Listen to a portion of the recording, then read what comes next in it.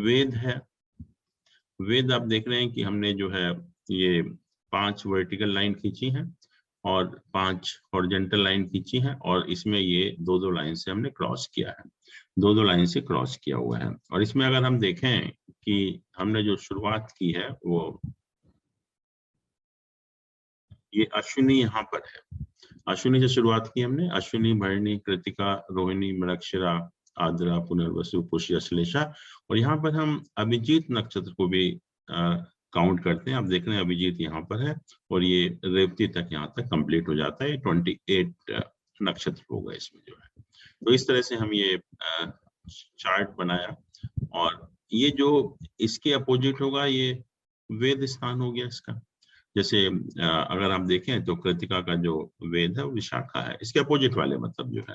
तो हम क्या करते हैं इसमें कि if planet is present in the nakshatra placed opposite to the marriage of nakshatra, मान लीजिए आपने एक मैरिज का एक नक्षत्र चूज किया और उसके वेद स्थान में या उसके अपोजिट कोई भी अगर प्लैनेट प्लेस्ड है तो हम कहते हैं कि वो वेद हो रहा है उसका नक्षत्र का। और कहते हैं कि अगर ये वेद अगर मेलेफिक प्लैनेट से होता है तो और ज्यादा उसको हम सीवियर मानते हैं। अदरवाइज कोई भी प्लैनेट हो अगर मैरिज के नक्षत्र से जो वेद स्थान में कोई भी अगर प्लैनेट हो, उस टाइम जब हम मैरिज की बात कर रहे हैं, मैरिज मुहूर्त की हम बात कर रहे हैं, तो उस टाइम उसको हम वेद कहते हैं, उसको भी सेलेक्ट नहीं करते और कहते हैं कि अगर वेद मेलेफिक प्लैनेट के द्वारा हो रहा है तो वो और ज्यादा खराब हो जाता है और ज्यादा सीवियर हो जाता है एक्चुअली में। और इसमें भी कुछ कंडीशन है जिसमें नलिफाई हो जाता है कि अगर शुभ ग्रह हो मैरिज के, जब लग्न है, जिस टाइम हम मैरिज की हम बात कर रहे हैं, मुहूर्त की बात कर रहे हैं, तो मुहूर्त के समय लग्न में अगर बेनिफिक प्लैनेट का प्लेसमेंट है, या लॉर्ड ऑफ लग्न ऑफ मैरिज, जो हमने टाइम चूज किया उस टाइम जो लग्न का लॉर्ड है वो 11th हाउस में है और शुभ ग्रहों के साथ में है, या शुभ ग्रह उसको आस्पेक्ट कर रहे हैं, या फिर मैरिज का जो मुहूर्त है उस टाइम जो होरा ऑपरेट हो रहा है, मान लीजिए होरा बेनिफिक प्लैनेट का है, तभी भी ये जो दोष है वो नलिफाई हो जाता है। या मून अगर बहुत स्ट्रांग है तो भी ये दोष कहते हैं कि वो नलिफाई हो जाता है। तो इस तरह से हम वेद को कंसिडर करते हैं। और भी जो चीजें हैं मैरिज के लिए विच आर इम्पोर्टेंट, वो भी हम यहाँ कंसिडर करेंगे कि मैरिज के मुहूर्त के लिए। हम लोगों ने डिस्कस भी किया था पहले कि तारा डूबना, कि अगर वीनस या जुपिटर अगर कंबस्ट होता है, सन के बहुत पास होता है, तो भी हम कहते हैं तारा डूबा हुआ है, और उस टाइम हम शादी नहीं करते। तो ये तो बेसिक चीज हो गई कि अगर इन सब के बावजूद भी अगर वीनस या जुपिटर अगर कंबस्ट है या सन के बहुत पास है, तभी भी हम शादी नहीं करेंगे। जैसा हमने देखा भी कि दिसंबर से अप्रैल तक कोई इंडिया में शादी नहीं हुई एक्चुअली में। फिर कहा जो और इम्पोर्टेंट है, फ्रॉम आषाढ़ शुक्ल एकादशी से लेकर कार्तिक शुक्ल एकादशी तक, आषाढ़ शुक्ल एकादशी से लेकर कार्तिक शुक्ल एकादशी तक, तो कहते हैं कि ये देव शयन करने चले जाते हैं या लॉर्ड विष्णु सोने चले जाते हैं, तो इस टाइम भी हम कोई मैरिज नहीं करते। और आप देखेंगे कि आषाढ़ शुक्ल एकादशी, हमने कहा कि जो मकर संक्रांति होती है, मकर संक्रांति की जब हम लोग इम्पोर्टेंस पढ़ रहे थे तो हमने देखा था कि मकर संक्रांति जो है एक उत्तरायण की शुरुआत है। 14 जनवरी या 15 जनवरी जो है वो उत्तरायण की शुरुआत है। और उत्तरायण का मतलब ये होता है कि जो देवलोक है, ऐसा माना जाता है कि देवलोक में 6 महीने का दिन होता है, 6 महीने की रात होती है। तो ये देवलोक में दिन की शुरुआत होती है 15 जनवरी से 15 जुलाई तक, और 15 जुलाई के बाद जो है वहां पर रात हो जाती है। 15 जुलाई के बाद वहां पर रात हो जाएगी एक्चुअली में।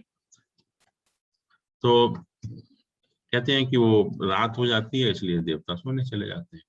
तो 15 जुलाई से करीब आप समझिए कि 15 नवंबर तक ये शादियां इसलिए नहीं करते कि देवता जो है वो शयन करने चले जाते हैं। बट इसका रीजन क्या है? मैंने कहा कि जो प्रिंसिपल बने हैं they are basically based on the convenience of the people actually. और हम लोग बताएं कि ये कन्वीनियंस के वजह से बने हैं तो कोई एक्सेप्ट नहीं करेगा, कोई इसको मानेगा नहीं।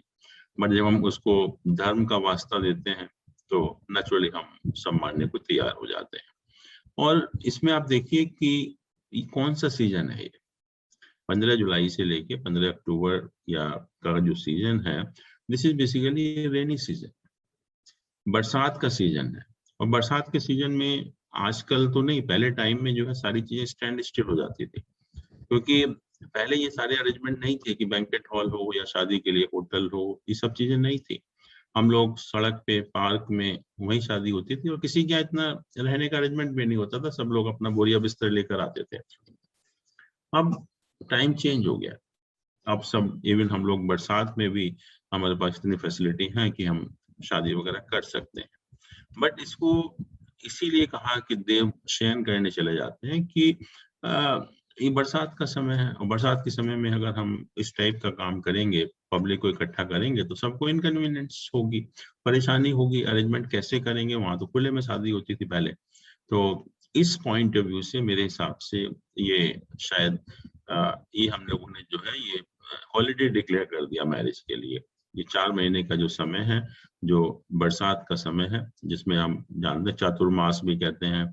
इवन जो साधु संत हैं वो भी एक स्थान पर रुक जाते हैं, क्योंकि वो अगर वॉक करेंगे या घूमेंगे या चलेंगे तो परेशानी होगी एक्चुअली। तो इस पॉइंट ऑफ व्यू से ये जो है वो रखा गया कि बरसात का समय है, और इसलिए शायद ये कहा कि देवता शयन करने चले जाते हैं, तो इसलिए उनको डिस्टर्ब मत करो। और मैं कहता हूँ कि जब देवता शयन करने चले जाते हैं तो आप पूजा पाठ क्यों करते हो? मंदिरों में जाके घंटियां क्यों बजाते हो? उनको क्यों डिस्टर्ब करते हो? तो जब हम पूजा पाठ करते हैं, और ये आप देखिए कि इस पीरियड में, ये जो 4 महीने में है, मैक्सिमम पूजा पाठ की जाती है। आप किसी भी धर्म में देखिए कि इस धर्म के इस पीरियड के दौरान सबसे ज्यादा पूजा पाठ की जाती है। तो अगर देवता शयन करने चले जाते या देवताओं को न डिस्टर्ब करने का हमारा पर्पस था, तो हम मंदिर नहीं जाते, मंदिर बंद हो जाते सारे के सारे। लेकिन ऐसा तो कुछ होता नहीं है एक्चुअली में। तो सारे काम हम नॉर्मल तरीके से करते हैं, मंदिर भी जाते हैं, पूजा पाठ भी करते हैं, और भी पूजा, जितनी भी पूजा है, यज्ञ है, जो भी हम लोग विधान है, वो सब करते ही हैं इस पीरियड में जो है। बट जो बेसिक पर्पस है वो यही है कि बरसात का टाइम है, तो इसलिए लोगों को इनकन्वीनियंस ना हो। तो शायद उस पॉइंट ऑफ व्यू से ये 4 महीने का टाइम। और आपको पता है कि जितने भी हम लोग पंचांग देखते थे पहले, उसमें कभी भी ये पीरियड छोड़ दिया जाता था। अब पंचांग अपना देखिए, ये 4 महीने का पीरियड छोड़ दिया जाता था, मैरिज का कोई मुहूर्त नहीं होता था। और फर्स्ट टाइम इस बार मैं देख रहा हूँ, first time in my life, कि इस पीरियड में भी इस बार शादी के मुहूर्त हैं, इस पीरियड में भी शादी के मुहूर्त दिखाए गए। क्योंकि जब हम लोगों ने इतना चिल्लाया, इतना शोर मचाया कि तुमने क्यों बंद कर रखा है, अब ये टाइम चेंज हो गया। और एस्ट्रोलॉजी कहता है देश पात्र काल का ध्यान में रखिए, समय पूरा का पूरा चेंज हो गया। तो इस बार मुझे बहुत ताज्जुब हुआ कि इस बार अगर आप पंचांग देखेंगे तो उसमें इस पीरियड में भी शादी के मुहूर्त दिखाए, इस पीरियड में भी शादी के मुहूर्त। मैंने तो बल्कि एक को फोन किया, मैंने कहा कि जो पंचांग वाले को, मैंने कहा इस बार मुहूर्त कैसे आ गए इस पीरियड में जो है? कहते नहीं, वो कर सकते हैं लेकिन वो कुछ पूजा वगैरह करेंगे, तो इसलिए अब उन्होंने लिखना शुरू कर दिया उसमें जो है। तो लोगों में एक अवेयरनेस तो आ रही है।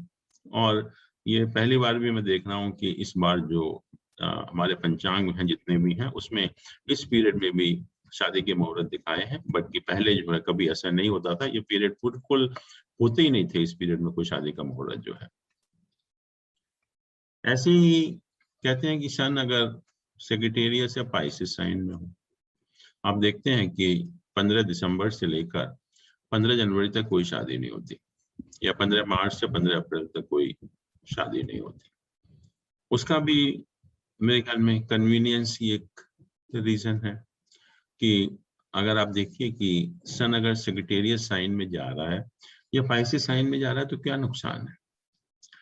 वो तो फ्रेंडली साइन है, सेक्रेटेरियस राशि या पाइसिस राशि जो है सन की, तो हम उसको खराब कैसे मान सकते हैं? खराब होने का तो कोई मतलब ही नहीं है एक्चुअली में उसका जो।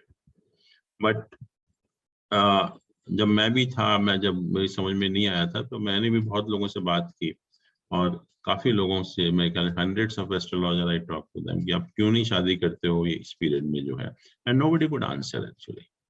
वो हमारे एक गुरु थे, एक डॉक्टर गोला थे, हम लोगों को पढ़ाते थे एक्चुअली में। तो एक दिन उन्होंने मुझे बुलाया कि जैन साहब, अब मैं बताता हूँ क्यों नहीं करते हैं शादियाँ। कहते हैं कि जो नॉर्थ इंडिया में नहीं होता है, नॉर्थ इंडिया में ये जो टाइम है 15 दिसंबर से 15 जनवरी का, मैक्सिमम ठंड का टाइम होता है।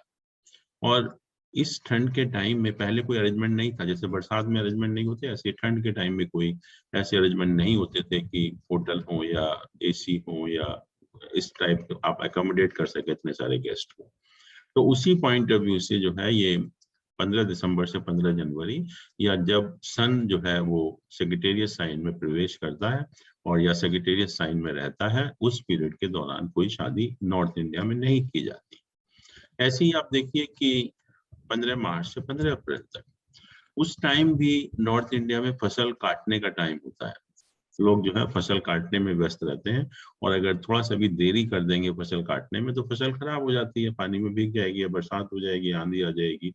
तो इस पॉइंट ऑफ व्यू से कि लोगों का जो मेन पर्पज है, एक तो कन्वीनियंस हो गया और दूसरा जो फसल जिसके ऊपर सारा एग्रीकल्चर बेस्ड सोसाइटी थी पूरी की पूरी डिपेंडेंट थी कि हम उसके ऊपर कंसंट्रेट करें ना कि शादियों के ऊपर जो है। तो इसलिए शायद जब ये मना किया गया कि सन अगर सेजिटेरियस साइन में है या पाइसेस साइन में है, तो बल्कि मैंने तो कई लोगों से पूछा तो वो कहते हैं कि नहीं वो कंबस्ट हो जाता है सन जब सेजिटेरियस साइन में जाता है, या सन पाइसेस में कंबस्ट क्यों हो जाएगा वहां पर जाकर जो है। तो मेरे ख्याल में जो हम लोगों ने देखा कि ये जो कन्वीनियंस है या वही एक रीजन है जो हम ये शादियां इस पीरियड में नहीं करते हैं, और इसको हम स्प्रेड आउट कर सकते हैं। और एक अवेयरनेस आई है कि जैसा मैंने कहा कि ये 4 महीने ऊपर वाले जो है उसमें शादी के मुहूर्त है इस बार, तो धीरे धीरे शायद ऐसा हो जाएगा कि जो स्प्रेड आउट हो जाएंगी और जो इतनी हमारे भीड़ हो जाती है एक पर्टिकुलर टाइम में, तो वो शायद हम अवॉइड कर पाएंगे। फिर कहा कि जो एल्डेस्ट सन या डॉटर है, सबसे बड़ा जो बच्चा है फैमिली में, उसकी शादी हम ज्येष्ठ के महीने में नहीं करते। उसकी शादी जो है वो ज्येष्ठ के महीने में नहीं करते, और ज्येष्ठ का महीना होता है जब सन जो है टॉरस साइन में होता है। 15 मई से 15 जून का जो पीरियड होता है उस पीरियड में नहीं की जाती। अब पता नहीं इसका भी कोई रीजन क्या है, क्योंकि नाम है खाली ज्येष्ठ का महीना है, तो maybe somehow somebody might have connected these two actually, तो इसलिए शायद वो नहीं करते। बट नहीं करते हैं आजकल कि किसी भी अगर एल्डेस्ट डॉटर या सन होता है तो उसकी मैरिज जो है जब सन टॉरस साइन में होता है तो नहीं करते हैं। फिर एक गोधिल मुहूर्त होता है कि आधा घंटी बिफोर एंड आफ्टर सनसेट, जब सनसेट हो रहा हो उससे आधा घंटी पहले और आधा घंटी बाद में। अगर कोई मुहूर्त अवेलेबल नहीं है आपके पास, कोई इमरजेंसी में शादी करनी है, तो आप सनसेट से आधा घंटी पहले आधा घंटी बाद के पीरियड में शादी कर सकते हैं। उसको एक स्पेशल मुहूर्त कहा गोधिल मुहूर्त। और बट ये जो मुहूर्त है गोधिल मुहूर्त, थर्सडे को कहते हैं कि सनसेट से पहले, और सैटरडे को सनसेट के बाद में जो है वो ऑस्पिशियस नहीं होता, उसको हमें अवॉइड करना है। बाकी सारे दिन हम जो है दोनों मतलब उससे आधा घंटे पहले और आधा घंटे बाद में सनसेट के कर सकते हैं, और इसी को हम जो है गोधिल मुहूर्त भी कहते हैं। तो ये है, this is all about marriage. तो कोई भी क्वेश्चन हो आपका मैरिज के बारे में?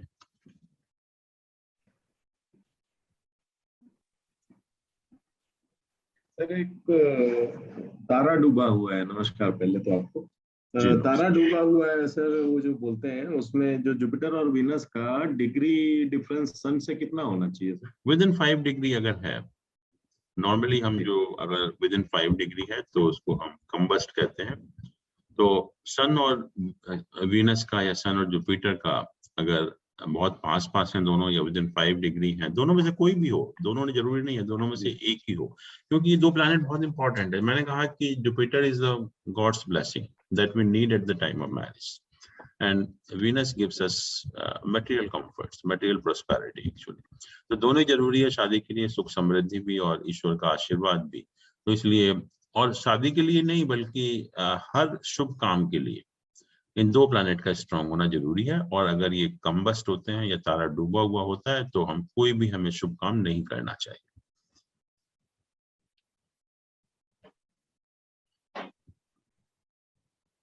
ये गोधुली बेला जो बोलते थे वही है सर, ये गोधुल हाँ, लग्न या है ना? या ये शुभ समय माना गया, इसलिए इसको गोदिल बेला बोलते हैं, जो भी बोलते हैं। जी जी जी जी। भगवान नरसिंह अवतार लेकर के वो कंस का वध किए थे ना, वो जी हाँ, गोधूली तो बेला में वो हाँ, चलता था। तो उसको शुभ मुहूर्त मानते हैं। ये मतलब सर 12-12 मिनट पहले और बिफोर एंड आफ्टर है ना सर? Correct correct. सनसेट से। या ओके। या सर ये हेलो ज्येष्ठ वाला कब शुरू होता है, व्हाट मंथ? 15 मई से 15 जून का, जब सन टॉरस साइन में हो। जैसे सन जो है मेष राशि में जाता है 15 अप्रैल को, तो 15 अप्रैल से 15 मई तक तो सन एरीज साइन में रहता है। फिर 15 मई से 15 जून तक जो सन जो है टॉरस साइन में एंटर करता है। सर ये पूछना चाह रहा था। जी सर मैं ये पूछ रहा था कि कहीं मैंने ऐसा पढ़ा था, बुक का रेफरेंस याद नहीं है, कल बताऊंगा, कि जी। जुपिटर, सैटर्न और Venus, Jupiter despite of Saturn और बीइंग, जुपिटर और सैटर्न प्राइमरली हाँ जो है, सॉरी जुपिटर नहीं sir, Venus and Saturn, Venus and ये सैटर्न। कंबस्टेड, सैटर्न, हाँ, वीनस एंड सैटर्न जो है आपका आवाज कट हो रहा है जी। आपकी आवाज फिर चली गई, डिस्पाइट ऑफ आपकी बीइंग आवाज कंबस्टेड ये अपनी प्रॉपर्टी लूज दोबारा नहीं से कर, बोलिए। पता नहीं यहाँ बुक का रेफरेंस याद नहीं है। हेलो हाँ हाँ हेलो, देखिए रेफरेंस आ आपका अब मैं ये पूछ रहा हूँ सर कि जी। जैसे कंबस्टेड, जैसे वीनस ही को लेके चलते हैं कि बोले ये अगर सन से कंबस्टेड होता है तो अपनी प्रॉपर्टी लूज नहीं करता, तो ये मैंने किसी बुक पे पढ़ा था सर। तो अगर फिर ये अगर प्रॉपर्टी लूज नहीं करता है तो फिर क्यों नहीं कर सकते हैं मैरिज? नहीं, किसने कहा और प्रॉपर्टी लूज नहीं करता? वीनस अगर सन के बहुत पास होगा तो कोई भी प्लैनेट हो तो वो उसकी जो अपनी ठीक है, स्ट्रेंथ है वो खत्म हो जाती है एक्चुअली में। बिल्कुल ठीक है, हाँ, मगर ये ज्यादातर आसपास ही रहते हैं सर, मर्क्यूरी वीनस तो पास पास ही चलते हैं सन के।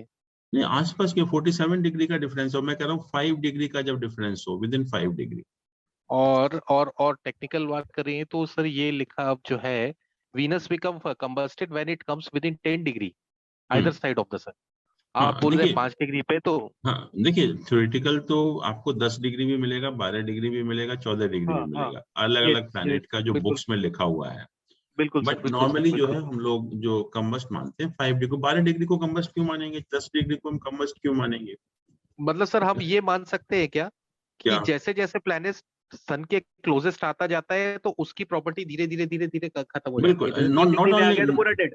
हाँ, not only it loses property, it becomes negative planet actually, ठीक है, इट बिकम्स ठीक है, नेगेटिव। तो आप देखेंगे जैसे ठीक। इवन अगर मैं आपको सॉफ्टवेयर दिखाऊं, इवन लियो वाला भी, तो कहीं 12 डिग्री पर भी कम्बस्ट दिखाया हुआ है मरकरी को। हाँ, कई बार दिखाता है सर, कई बार दिखाता हाँ, है। तो वो थ्योरेटिकल है, वो थ्योरेटिकल सही है, क्योंकि थ्योरेटिकल में आप देखेंगे बुक्स में अलग अलग डिग्री दी हुई है हर प्लैनेट की कम्बस्ट के लिए।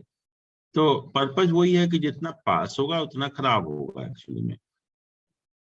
तो नॉर्मली हम लोग 5-6 डिग्री तक तो मानते हैं, बट इससे ज्यादा है तो फिर उसका इतना इफेक्ट नहीं होता एक्चुअली। जैसे यहाँ है देखिए, इसमें तो 3 डिग्री है, 26 एंड 29, इसमें मरकरी को भी देखिए कम्बस्ट दिखाया है। अगर आपकी थ्योरी है कि वीनस कम्बस्ट नहीं होता क्या कहा, तो रेट्रोगेटेड एंड कंबस्टेड दोनों बता रहा हाँ, है सर। तो मरकरी तो और पास में होता है। हाँ, और सबसे वीनस तो, पास 3 डिग्री का ही, थोड़ा हाँ दूर ही वीनस तो, रहता है उससे। हाँ वीनस तो फिर भी दूर चला जाता है, लेकिन वो तो बिल्कुल पास में होता है। तो इसीलिए जैसे आप देखेंगे भी कि जब ये तारा डूबना हुआ बोलते हैं तो इसका मतलब ये होता है कि वीनस या जुपिटर सन के बहुत पास है। अब यहाँ देखिए, सन 8 है और ये कितना, मरकरी 14 है, 6 डिग्री का अंतर 6 है, डिग्री का वो है, फिर भी कम। रेट्रोगेटेड हो गया। नहीं, 14 रेट्रोगेट तो डिग्री अलग। पे भी रेट्रोगेटेड हो गया और कंबस्टेड भी है। हाँ, रेट्रोगेट जब भी होते हैं सन और वीनस, जब सन के बहुत पास होते हैं। ये जो हम लोगों ने रेट्रोगेट की जब बात की थी कि सन और वीनस जब सन के बहुत पास होते हैं तब रेट्रोगेट होते हैं, और बाकी प्लैनेट सन के जब अपोजिट होते हैं तब रेट्रोगेट होते हैं। ठीक है सर, बस समझ गए बात को। तो हमें कंसिडर करना है, ऐसा नहीं है कि वीनस को हम कम्बस्ट नहीं मानेंगे। ऐसे तो कहते हैं मरकरी को भी नहीं मानते, बट अगर विद इन 5 डिग्री होता है तो इवन बुध आदित्य का चेंजेस, उसकी भी पूरी डेफिनेशन ही चेंज हो जाती है।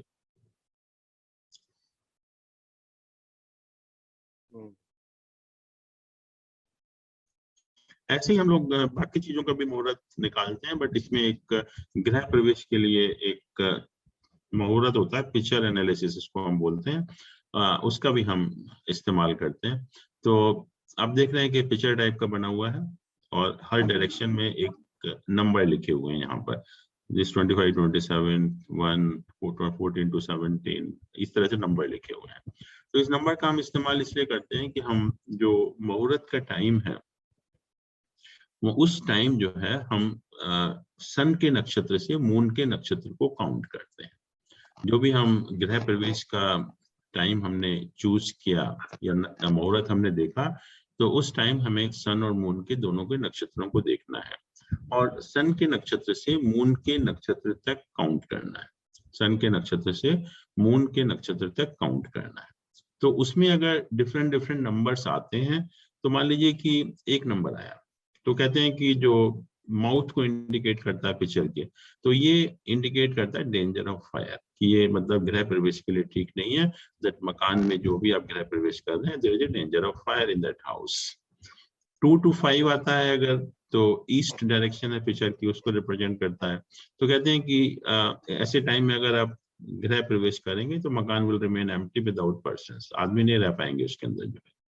अगर 6 to 9 है तो ये साउथ डायरेक्शन को रिप्रेजेंट करता है और ये बेसिकली अच्छा माना गया इसको, एंड घर में सुख समृद्धि जो है बनी रहती है। ऐसे ही जब 10 से 13 होता है तो वेस्ट डायरेक्शन को रिप्रेजेंट करता है, तो इसमें भी कहते हैं लकी माना गया, ऐसे मकान जो है आपके लिए लकी प्रूव होते हैं। अगर 14 to 17 है तो नॉर्थ डायरेक्शन रिप्रेजेंट करता है, तो घर में लड़ाइयाँ बहुत होती हैं, कोरल्स होते हैं। 18 to 21 है तो बॉटम को पिक्चर के रिप्रेजेंट करता है, तो इसमें loss of progeny, loss of child या मिसकैरेज की पॉसिबिलिटी रहती है। 20 to 24 है तो ये प्राइवेट पार्ट्स है पिक्चर के, तो ये भी अच्छा माना गया, there is stability for long time in that house. और 25 to 27 ये थ्रोट को रिप्रेजेंट करता है, उसमें भी जो है स्टेबिलिटी रहती है उस प्रकार। इस नंबर से हम सर एक डाउट है, इसमें जो 1 नंबर आ रहा है जो कि mouth, that means in the same नक्षत्र है, बोथ शुड बी ना? सेम, दोनों एक ही उसमें है, एक ही नक्षत्र में है। सन मून अगर एक नक्षत्र में है तो there is a danger of fire. Okay, thank you.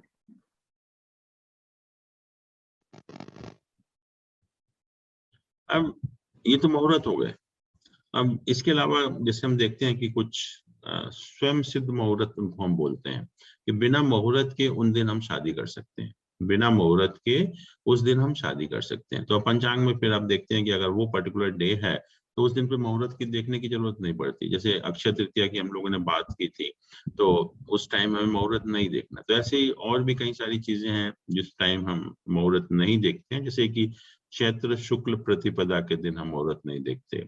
ये अक्षय तृतीया जिसको हम वैशाख शुक्ल तृतीया बोलते हैं, उसमें भी हम मुहूर्त नहीं देखते। आश्विन शुक्ल दशमी, जब ये अभी दशहरा का दिन जो है, उस दिन भी जो है बिना मुहूर्त के हम शादी कर सकते हैं। और एक दीपावली के प्रदोष काल का आधा भाग, तो प्रदोष काल क्या होता है कि 2 मुहूर्त, एक मुहूर्त मतलब 2 घटी का एक मुहूर्त होता है, एक 2 घटी का एक मुहूर्त होता है। तो 4 घटी आफ्टर सनसेट, 4 घटी आफ्टर सनसेट, इसको हम कहते हैं करीब 4 घटी है तो 96 मिनट्स का हो गया। तो इसके टाइम भी ये शादी का, या हम कहते हैं स्वयं सिद्ध मुहूर्त होता है। और इसके अलावा भी कुछ अलग अलग जगह में कुछ माने जाते हैं, जैसे इसको भद्रली नवमी कहते हैं, आषाढ़ शुक्ल नवमी को, या फिर कार्तिक शुक्ल एकादशी को देव प्रबोधनी एकादशी कहते हैं। बसंत पंचमी के दिन भी आप देखते हैं कि शादी कर ली जाती है बिना किसी मुहूर्त के। ऐसे ये फुलेरा दूज है, फागुन शुक्ल द्वितीया के दिन जो है, उस दिन भी जो है ये स्वयं सिद्ध मुहूर्त है कि इन दिनों में अगर हम बिना मुहूर्त देख के हम शादी कर सकते हैं, इन दिनों को अच्छा माना गया।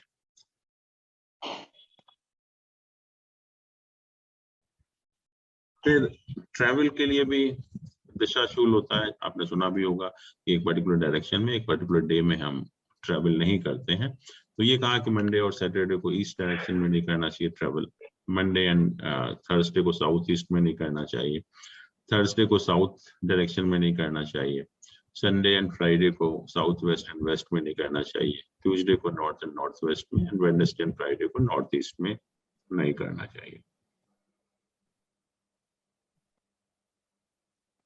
ऐसे ही कुछ लोग राहु काल के बेसिस पर करते हैं कि राहु काल का निवास जो एक पर्टिकुलर डायरेक्शन में होता है एक दिन, तो सैटरडे के दिन ईस्ट में होता है, फ्राइडे को साउथ ईस्ट में होता है, थर्सडे को साउथ में, वेडनेसडे को साउथ वेस्ट में, मंडे को नॉर्थ वेस्ट में, संडे को नॉर्थ में। तो इन दिनों में जो है भी हम इस डायरेक्शन में को साउथ इंडिया में पर्टिकुलर नहीं मानते। और जैसे दिशा शूल है, ऐसे नक्षत्र शूल भी है कि कुछ पर्टिकुलर नक्षत्रों में हम एक पर्टिकुलर डायरेक्शन में ट्रेवल नहीं करते। जैसे ईस्ट डायरेक्शन में हम ज्येष्ठ, पूर्वाषाढ़ा, उत्तराषाढ़ा में ट्रेवल नहीं करते। साउथ में विशाखा, श्रावण और पूर्व भाद्रपद में नहीं ट्रेवल करते। वेस्ट में रोहिणी, पुष्य और मूला में नहीं करते। नॉर्थ में पूर्व फाल्गुनी, उत्तर फाल्गुनी और वैशाख में नहीं करते। ये basically I think this is all about मुहूर्त एक्चुअली।